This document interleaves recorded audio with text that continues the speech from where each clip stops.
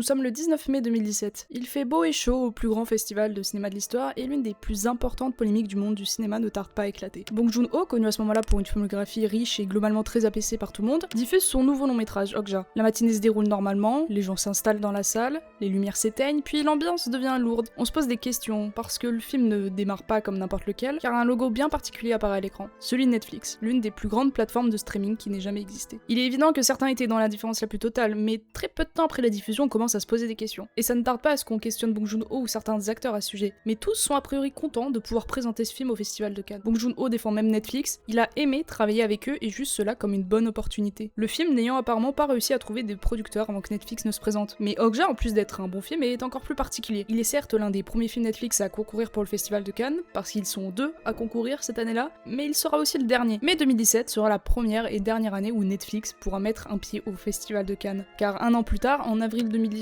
soit peu de temps avant que le Festival de Cannes ne débute, ils affirment que les films sans volonté d'être distribués dans les salles de cinéma françaises ne pourront pas y participer. Et du coup là, Netflix disparaît, parce que Netflix boude énormément la chronologie des médias françaises. Netflix n'aime pas sortir ses films en salle, à part pour de bonnes raisons, à part s'il y a un bénéfice qui est juste convenable derrière. Netflix ne participera plus au Festival de Cannes, certes, parce que bon, ce petit festival-là, on s'en fout, hein. Par contre, les Oscars, pour les Oscars, ils font un effort de mettre les films en salle, parce que la chronologie des médias aux États-Unis, on s'en fout un peu, et l'une des conditions les plus importantes des Oscars, c'est d'avoir diffusé le film en salle. Et une courte période suffit pour Netflix. En réalité, ça les dérange pas de le faire si peu de temps, si après ils peuvent le mettre sur leur site de streaming. Leurs films qui sortent en salle, c'est plutôt rare, surtout quand on sait le nombre de films qu'ils produisent chaque année. C'est des séances limitées, et ça dure souvent pas plus d'une semaine. Mais les années passent, Netflix a souvent des films présentés aux Oscars, ça arrive aussi pour des films venant d'autres plateformes de temps à autre, mais voilà, en 2026, c'est devenu acceptable que Netflix puisse concourir aux Oscars. C'est accepté globalement par la majorité des gens que Netflix peut faire du cinéma et que d'ailleurs, pour la plupart des films présentés aux Oscars, produits ou distribués par Netflix, ben je trouve que ce sont d'excellents films. Mais en 2025, il y a un petit réalisateur qui se nomme James Cameron, il a réalisé, je sais pas au pif, Avatar et Titanic, qui décide lors d'un podcast de parler du sujet. A movie should be made as a movie for theatrical, and the Academy Awards to me mean nothing if they don't mean theatrical. And I think they've been co-opted, and I think it's horrific. You don't think Netflix should be allowed to compete for Oscars? They should be allowed to compete if they put the movie out for a meaningful release in 2,000 theaters for a month. Et bien que j'ai une relation passif-agressive avec ce réal, il a plutôt raison sur ce point-là. Déjà, Netflix ne conçoit pas des films pour les salles, mais qui en plus de ça, ils ne diffusent tout simplement pas. Et qu'un grand réalisateur remet le débat sur la table, c'est pas anodin. Ce n'est pas anodin que Netflix, grandit de jour en jour, prenne autant de place et s'apprête même à acheter Warner Bros. On commence à se demander si Netflix a sa place ici, si Netflix peut se prétendre légitime à d'autres studios, on commence à se demander si Netflix peut ou fait déjà du cinéma. Mais avant de rentrer dans le vif du sujet, faut parler de quelque chose avant, la chronologie des médias. Pour ceux qui ne le savent pas, c'est en termes très simples une réglementation qui a pour but que quand un film sort en salle, il ne peut pas au même moment sortir en DVD ou sur un site de streaming. Il faudra attendre plusieurs mois après une sortie pour diffuser ou proposer le film en DVD ou sur une quelconque plateforme. C'est une réglementation qui existe pour une bonne raison, il faut préserver les salles de cinéma. Et personnellement, je pense que c'est largement suffisant comme première raison, parce que perdre la salle de cinéma, c'est un peu perdre l'authenticité de cet art. C'est perdre l'une des premières choses qui ont fait que ça existe, réunir les gens. Mais Netflix, ils aiment pas trop la chronologie des médias. Ils aiment pas le fait qu'ils puissent pas mettre leurs petits films en location plus rapidement. Et vous savez dans quel pays on est très attaché à la chronologie des médias? Où c'est carrément une réglementation inscrite dans la loi? Grenade, ça, hop, grenade dans la gueule. Cela explique un peu mieux pourquoi ils ont pas sorti le film Okja en salle, hein. Fallait pouvoir le mettre en catalogue. Et d'ailleurs, pour légèrement plus élaborer la relation entre Netflix et la chronologie des médias, Ted Sarandos, le co-PDG de Netflix, a toujours critiqué les sorties en salle. Vous l'avez sûrement vu passer, mais il a qualifié ça de concept dépassé. Le mec est peut-être un peu trop progressiste à mon goût, bientôt on sera pas choqué si Ted veut inclure de l'IA dans les projets Netflix. Alors vous allez rigoler, mais donc petite pause, pendant le montage je suis allé me renseigner, mais en fait c'est déjà le cas. En 2025 est sortie une série argentine qui s'appelle L'Eternaute, et notre cher petit Ted ne s'est pas retenu et a affirmé que l'intelligence artificielle, celle générative, soyons précis que chacun sache de quoi on parle, a été utilisée dans une scène de la dite série pour à la fois faire des économies et surtout parce que selon lui c'était plus rapide. Il affirme néanmoins que ça ne remplacera jamais les artistes, mais bon, je suis pas sûre que ce soit la meilleure personne à écouter pour parler de ce sujet. Bref, je vous laisse avec la suite de la vidéo. Et là, surtout critiquer la chronologie des médias, et notamment le fait que les fenêtres d'exclusivité soient trop longues. Et on y revient un peu plus tard. Mais du coup, l'autre raison de l'importance des chronologies médias, celle qu'on aborde un peu moins, c'est que les DVD, les Blu-ray et même les VHS, ça donnait ou donne une seconde vie à certaines œuvres. Par exemple, un film qui flop,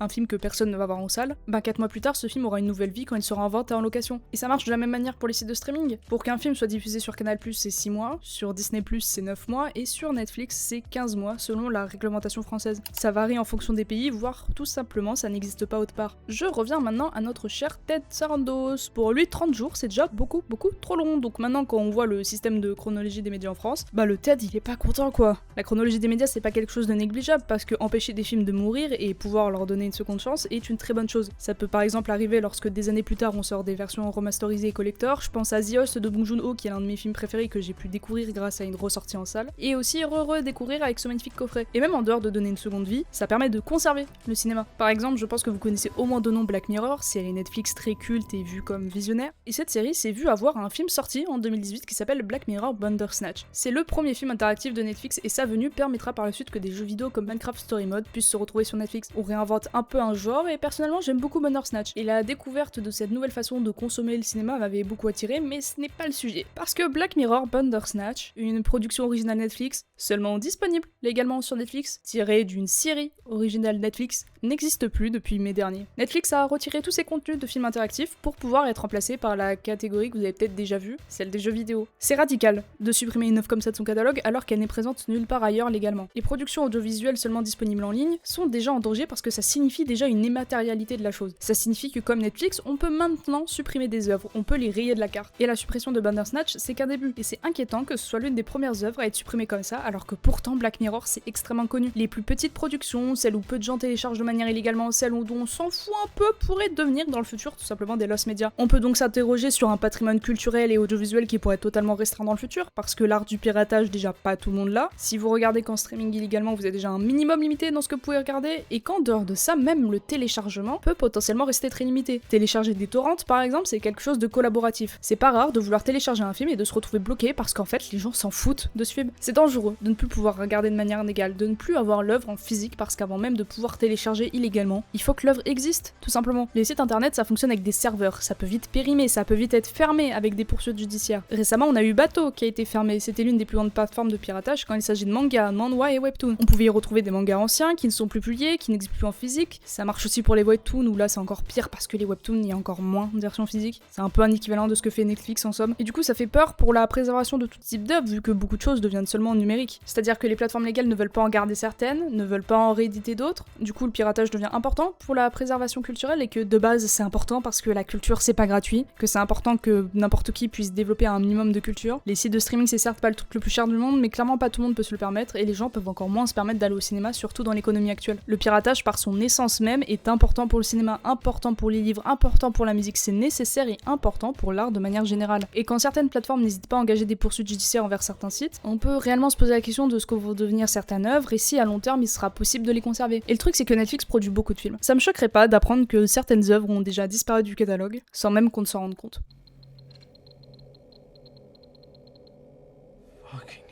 Est-ce que vous savez combien d'œuvres originales Netflix sont sorties en 2025 ? Environ 600. Et leur record, c'est même pas ce chiffre, mais c'est tout simplement 800 œuvres originales Netflix sorties en 2022. Pour ce qui est des films, j'ai pas vraiment trouvé de chiffre précis, mais j'ai grosso modo compté manuellement sur Wikipédia et on est à une centaine de films, voire environ 200 films en fonction des années. C'est un rythme qui est tout simplement monstrueux. Par exemple, je sais pas, je vais prendre DreamWorks qui est un de mes studios préférés, ils ont sorti 2 films d'animation et ce truc-là, Paramount ont sorti 12 films, dont 6 qu'ils ont distribués, Warner Bros ont sorti 16 films, dont 6 où ils sont distribués par eux et non produits, et Netflix a environ 200 films, soit produits, coproduits ou distribués par eux. Bon, déjà on peut se poser la question de si ce sont des bons films, ces 200 longs métrages, parce que c'est énorme. La réponse est non, bien évidemment, si vous ne le saviez pas déjà. On peut tout simplement pas produire 200 chefs-d'œuvre par an, on peut même pas en produire 10 de manière générale, et même si vous voyez 200 films dans une année, même une vingtaine, il y a peu de chances qu'ils soient tous excellents quoi. C'est aussi accentué par le fait que Netflix ne veut pas faire du cinéma ni même de l'excellent divertissement. Ils veulent faire du bruit de fond. Ce n'est pas une erreur, c'est pas involontaire de faire des films oubliards pour la plupart, c'est juste leur fonctionnement. Tous les films se ressemblent, ont le même étalonnage, ils sont tous tournés pour la plupart par les mêmes caméras, tous les films utilisent le même matériel, sûrement montés sur le même logiciel, c'est lisse, c'est plat et c'est volontaire. Que vous ayez une tablette, un téléphone, un ordinateur, une télé ou un vidéoprojecteur, vous pouvez regarder Netflix comme n'importe qui. Même la narration, les histoires sont simples, c'est fait pour plaire à tout le monde, c'est fait pour vider la tête et surtout ne pas prendre de risques. Personne ne lance un film original Netflix en pensant regarder un chef-d'œuvre. Enfin, c'est super rare quoi. Ou alors vous êtes bizarre. Et d'ailleurs, personne ne fait de réflexion à propos de ça. Personne ne parle d'à quel point les films Netflix sont nuls parce qu'en réalité, c'est que justement tout le monde, et même les consommateurs, acceptent le fait que ce soit nul. C'est pour ça que j'appelle ça du bruit de fond. Si vous mettez un film, voire même peut-être certaines séries en bruit de fond, c'est que vous savez que c'est pas si intéressant que ça, que c'est fait pour ça. Ou alors vous avez des problèmes d'attention à cause de TikTok, mais ça c'est un autre sujet. Du coup tout ça engendre de la surconsommation, on consomme des trucs nuls en sachant que c'est nul, tout simplement parce qu'on le peut, qu'on nous le propose, et surtout que ça ne coûte pas cher. Et je ne parle pas que de façon monétaire. Si les sites de streaming sont aussi populaires de nos jours, c'est parce que aller au cinéma en comparaison c'est beaucoup plus de contraintes. Il faut déjà commencer par s'organiser, choisir la séance, l'horaire, puis se déplacer pour aller payer une place de cinéma qui au final n'est pas si loin du prix d'un site de streaming. Personnellement j'habite dans une grande ville, donc prendre un abonnement pâté et toujours avoir un vaste choix de films, c'est quelque chose qui est très accessible pour moi. Et même en dehors de ça, j'ai pas mal de petits cinémas pas chers proposant eux aussi un vaste choix de films, donc je pars du principe que c'est un souci qui ne nous concerne pas vraiment. Mais ce serait juste hypocrite de penser que tout le monde est dans ce cas de figure. Il y a plein de villes où tu auras pas forcément de séance en VST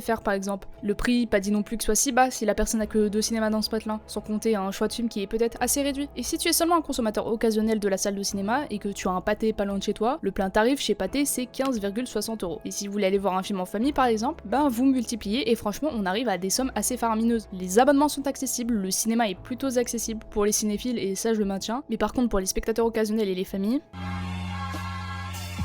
Et c'est aussi pour ça que les sites de streaming font fureur. Un abonnement au cinéma ça coûte environ une vingtaine d'euros pour une seule personne, alors que Netflix pour 15€ toute la famille peut regarder. Sans qu'il n'y ait de contraintes de déplacement, une contrainte monétaire moins importante et donc moins d'énergie à dépenser. Et vu que tu payes pas cher pour autant de films, tu es moins en colère si le film est mauvais, il y a moins de facteurs pour que vous puissiez juger correctement un film parce que vous n'avez pas fait un seul effort pour le voir. Vous ne vous êtes pas déplacé au cinéma, ni même ne serait-ce qu'à la Fnac pour acheter un DVD, vous avez juste lancé une application. Mais dire que Netflix fait des mauvais films, ce serait mentir. Ce sera encore plus le cas d'affirmer que leurs séries sont mauvaises. Et d'ailleurs vous l'avez sûrement remarqué, mais je ne parle tout simplement pas des séries Netflix. Donc on va faire un petit point là-dessus avant de parler des films Netflix nominés aux Oscars. J'ai pas grand chose à dire, même si certains de mes propos comme l'importance d'une version physique par exemple, je le pense aussi pour les séries. Et de manière générale, les séries sont beaucoup moins impactées par tout ce que j'ai dit depuis le début. Parce que tout simplement ça n'a jamais eu une comme volonté d'être vu en salle, et d'ailleurs certains ne considèrent même pas ça comme du cinéma. Ça ne se consomme pas de la même manière, tout simplement parce que ce n'est pas le même format. Et Netflix, on sent que leurs séries c'est leur petit bijou quand même, hein. Stranger Things, Dark, BoJack Horseman, Squid Game, Devilman Crybaby, bref. Il y en a vraiment beaucoup qui sont considérés comme excellents, que ce soit par la critique ou les spectateurs. On leur reproche ces derniers temps de pas savoir bien terminer leur série. Après, est-ce que je suis d'accord? Mais bon, globalement, tout le monde aime plutôt bien les séries Netflix. Mais du coup, quel est le problème de ce côté-là? Prenons 2022. 800 œuvres originales Netflix, c'est beaucoup. On va parler un peu chiffres, et vu qu'en fonction des sources, ça varie un peu à chaque fois, je vais arrondir. En 2022, il y a 138 de séries déjà préexistantes, que ce soit les séries en prise de vue réelle ou les dessins animés. Déjà, ici, on est sur une stat assez conséquente, parce qu'en 2022, il y a eu 230 films, donc on n'est pas loin, quoi. Mais c'est là où le problème des séries Netflix devient flagrant, c'est qu'il y a eu aussi 230 nouvelles séries. On est donc à 360 saisons de séries sorties, et il faut savoir que ce soit pour les films ou les séries, j'ai pas comptabilisé les documentaires parce que les chiffres sont beaucoup moins conséquents et que je trouve ça moins pertinent d'en parler. Voilà. On se retrouve donc un peu bloqué parce que bien évidemment que sur 230 nouvelles séries, la majorité ne seront pas renouvelées et que la majorité sont tout simplement éclatées aussi, faut se le dire. Et parfois, il y a aussi d'excellentes séries, de très bonnes séries non renouvelées, et pourtant ce sont des œuvres appréciées par la critique et surtout appréciées par le public. Parce que The Society arrêté au bout d'une saison, ou I'm Not Okay With This, ou Inside Job arrêté au bout de la saison 2, en dehors de créer de la surconsommation, tu captes que c'est pas juste ça le but de Netflix. Il faut absolument que ça soit rentable, et c'est pour ça par exemple Elite a eu je sais plus 7 saisons je crois. Donc si Netflix juge sur je ne sais pas quel critère qu'une série ne vaut pas le coup d'être continuée, on se retrouve donc juste avec des œuvres qui sont jugées sur des critères purement financiers et qui ne méritent plus donc d'exister. Enfin c'est horrible, je suis désolée, je trouve ça tellement triste que ce soit, enfin c'était des bonnes séries quoi. Et faire des bonnes séries, du coup pour le coup Netflix ils s'en tapent un peu, ils veulent juste faire de l'argent. Alors que les films, c'est quand même important d'avoir plusieurs bons films, parce que les Oscars c'est un joli prestige quoi qu'on en dise. Donc chaque année on a quelques bons films, voire même des excellents qui ont le droit d'être sortis en salle parce qu'il faut pouvoir les présenter aux Oscars. Il faut qu'il y ait au moins un film nominé qui soit un original Netflix. Et si vous regardez bien les meilleurs films Netflix, pour la plupart ils ont été nominés aux Oscars. Can a shark dance? Can a shark dance? Watch me. En fin d'année 2026, nous apprenons que Warner Bros pense à revendre une partie de ses activités, à revendre une partie grosso modo de l'entreprise, voire potentiellement à revendre l'entreprise dans son intégralité, on sait pas trop. Et il y a 3 grands groupes qui sont intéressés par ce rachat. Il y a d'abord Comcast, que vous connaissez peut-être pour avoir acheté en 2016 le studio DreamWorks Animation, Paramount, qu'on ne présente plus, et bien sûr celui dont on parle en long et en large depuis le début de cette vidéo, Netflix. Je ne vais vraiment pas m'attarder sur Comcast et Paramount, mais je pense que vous les connaissez au moins de nom quoi. On a 3 big boss qui sont intéressés par l'une des entreprises les plus connues de l'histoire du cinéma, et ce n'est pas rien ce qui se passe. Parce qu'en réalité c'est déjà de base base déjà inquiétant qu'aussi peu d'entreprises aient un monopole aussi imposant. C'était déjà un sujet de débat lorsque Disney a racheté Pixar en 2006, puis Marvel Studios en 2009, puis Lucasfilm en 2012, et pour finir Land 20th Century Fox en 2017. On peut vraiment se poser des questions. Donc quand le rachat de Warner Bros est annoncé, ouais, les gens ils sont pas super contents. Déjà parce que ça sonne un peu la fin d'une ère, on sait très bien que le studio va changer, que les choses ne vont pas rester comme elles sont. On l'a déjà vu avec Disney quoi. Et surtout Warner Bros, il a pas été racheté par n'importe quelle entreprise, ça a été racheté pour la modique somme de 83 milliards de dollars par Netflix. Si le rachat est finalisé, parce que c'est pas toujours le cas, hein, y a quand même pas mal de démarches à faire, on n'achète pas juste un téléphone, Netflix sera donc l'heureux possesseur de HBO et HBO Max. Voilà, Game of Thrones et Euphoria, je pense que ça vous parle. Et ils ont aussi acquis Warner Bros Studio, et c'est ici que l'histoire prend une autre dimension. Parce que toucher à HBO en fait, ça fait moins peur, parce que Netflix, ce qu'ils savent faire de mieux, c'est les séries, je pense qu'on peut pas le nier. Ils sont aussi très forts tout simplement en tant que plateforme, c'est-à-dire que c'est intuitif, vous saurez toujours sur quoi cliquer, grosso modo ça donne envie. Après ce serait hypocrite de dire que c'est quand même pas dangereux, parce que si les gens aiment HBO, c'est parce que les séries ont quand même une certaine DA, qu'il y a une grosse partie d'art dans les séries HBO, de liberté artistique, alors que Netflix, mais toucher à Warner Bros, c'est toucher au cinéma, c'est toucher à la salle de cinéma, c'est toucher à l'art aussi, parce que Netflix, je l'ai déjà évoqué, mais ils utilisent que du numérique, ils ont des cahiers des charges assez spécifiques pour que tous leurs films se ressemblent. Et autant on accepte des centaines de films merdiques chaque année parce que c'est en ligne, mais si on devait avoir ce même type de film en salle, ça commencerait à être très problématique pour pas mal de gens. Les gens n'iraient définitivement plus au cinéma ensuite parce que les films se ressemblent à tous et que la qualité ne serait pas au rendez-vous. Et la chose qui fait le plus peur et a raison, on a vu ce que pense Netflix des salles, c'est que tout simplement les films de Warner Bros ne sortent plus en salle. Du coup les gens ont peur. Et un peu à raison pour le cinéma parce que Netflix ne fait pas du cinéma. Mais si Paramount réussit à racheter Warner Bros, est-ce que ce serait une meilleure chose? Parce que certes le PDG de Netflix n'aime pas le cinéma, mais celui de Paramount, il y a toute une dimension politique autour de lui. Parce que c'est un ami proche de Donald Trump. Et enfin je pense vous voyez aussi pourquoi les gens sont pas non plus à fond avec l'idée que Paramount rachète Warner Bros. On se retrouve un peu bloqué. Et si c'est pas déjà fait, je vous conseille d'aller voir la vidéo de Nicolas Delage sur le sujet qui est du coup une vidéo principalement centrée sur Paramount et qui parle en partie du rachat de Warner Bros. Mais il y a un truc dont je veux parler pour conclure, c'est que la vérité on s'acharne un peu sur Netflix parce que justement ils crient un peu sur tous les toits et vous l'avez vu avec Ted Sarandos, leurs envies, leurs volontés. Et Netflix il ne se cache pas d'avoir une vision du cinéma qui est purement financière. Mais la réalité c'est que c'est pas la seule entreprise. Je l'ai déjà dit, mais il y a aussi Disney par exemple. Et Disney est encore plus un mastodonte que Netflix. Je dis pas que les gens ne crachent pas sur Disney parce que c'est pas vrai, hein. La majorité des gens détestent Disney depuis plusieurs années, pas seulement pour leur contenu, mais c'est pas le sujet encore une fois. C'est juste que personnellement je trouve qu'on s'acharne pas toujours sur les bonnes choses. Dans le sens que oui, le rachat de Warner Bros est terrifiant, mais celui de Lucasfilm, de la 20th Century Fox et de Marvel l'était tout autant voire plus en fait. Et qu'on n'a rien fait pour que cela change. Du coup bien évidemment que d'autres entreprises font la même chose par la suite parce que nous consommateurs on a été ok avec ça. Et d'ailleurs suffit de voir le rachat de Warner, on en parle déjà plus. Il y a aussi tout un côté où en réalité, est-ce que peut-être c'est pas si grave que ça? Ok j'en ai peut-être perdu certains, ce que je veux dire par là c'est que peut-être c'est un peu le moment de se dire que le cinéma hollywoodien c'est pas tout ce qui compte. Parce que ça fait des années que les gens commencent à se dire que c'est pas si bien que ça. On déplore le fait que les effets spéciaux deviennent nuls, que les histoires ne soient pas cohérentes, que tout simplement les grosses productions ne signifient plus avoir un bon film. Bien évidemment qu'il y a des films qui sortent du lot, mais juste la solution est-ce que ce serait pas de laisser tomber les mastodontes, d'arrêter d'être nostalgique et de donner plus de chance à d'autres productions, de faire percer des choses qui le méritent. Et bon, c'est plus simple à dire qu'à faire, et personnellement je ne crois pas avoir trouvé de solution. Relax.